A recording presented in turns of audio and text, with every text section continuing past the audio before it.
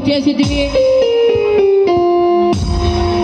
నీ గర్వముడు, నీ హృదయము చెడుతనముడు నాకు తెలుసుముడు. అన్నల్లారా నేనేం చేసితిని? నువ్వు ఎందుకు చూసేదిలేవా వచ్చితివి? అన్నల్లారా నేనేం చేసితిని? ఆ గొలియాతు సూర్యుడు గొప్ప యుద్ధయోధుడు. అన్నల్లారా ఆ గొలియాతుని చంపే అవకాశం నాకు ఇప్పించండి.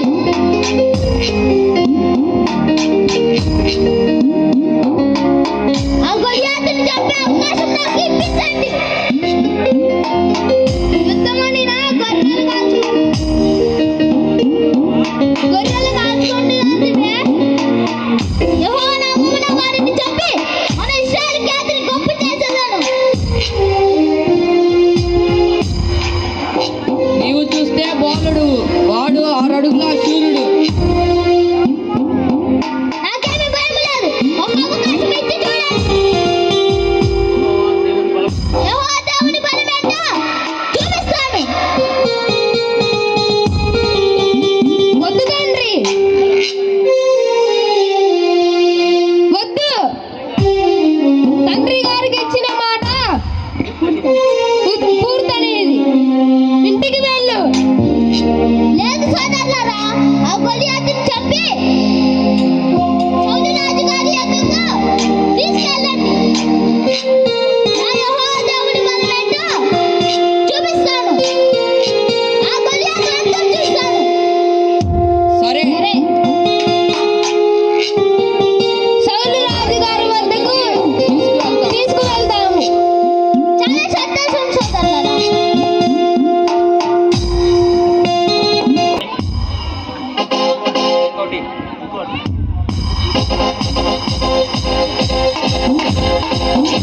సౌలు రాజు గారికి వందనములు. శుభములు కలుగును గాక. రాజా, నా సోదరుడు దావీదు మిమ్మల్ని చూపించి ఈ యుద్ధ భూమిలో పిలుస్తాడైన గొలియాతును చంప ప్రతిన పూనినాడు. మా సోదరుడు యెహోవా అభిషేకం కలిగిన వాడు. సౌలు రాజు గారికి వందనములు. దావీదు చాలా సంతోషము. కానీ నీవు బాలుడవు. ఆ గొలియాతుతో పోట్లాడుటకు నీకు బలము చాలదు. వాడు బాల్యము నుండి యుద్ధ అభ్యాసం చేసినవాడు. మీ దాసుడనైన నేను నా తండ్రి యొక్క గొర్రె పిల్లలను కాల్చుండ సింహమును ఎలుకబంటిను వచ్చి మందలో నిండా గొర్రె పిల్లను తీసుకొని పోవచుండగా అప్పుడు ఏమైనది? దానిని తరిమి దాని గడ్డం పట్టుకొని కొట్టి చంపి చీల్చితిని. అది నా మీదకి రాగా దాని గడ్డము పట్టుకొని కొట్టి చంపి చీల్చితిని. శభాష్, మంచి ధైర్యశాలివే. మీ దాసుడనైన నేను సింహమును ఎలుకబంటిని చంపితినే. జీవము గల దేవుని సైన్యములకు అధిపతియగు యెహోవా దేవుని నామమున ఆ గొలియాతును చంపుతాను.